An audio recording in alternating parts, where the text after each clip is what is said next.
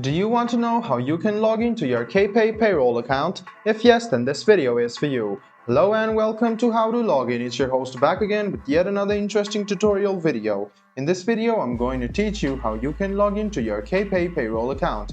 Go ahead and go to the search bar to search for Kpay Payroll Login. Then click on the first link which appears on your screen. It will take you directly to the official login portal of Kpay. What you need to do right now is write down your username in the first box. After you write down your username, make sure it is connected with your Kpay Payroll account and move to the second box and write down your password. After you write down your password, make sure to check it once by clicking on this button.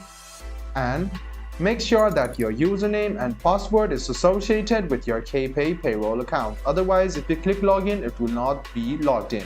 So after you write down your username and password, go ahead and click login, and this way you can successfully log into your Kpay Payroll account. If you want to keep yourself signed in, go ahead and click on this box over here.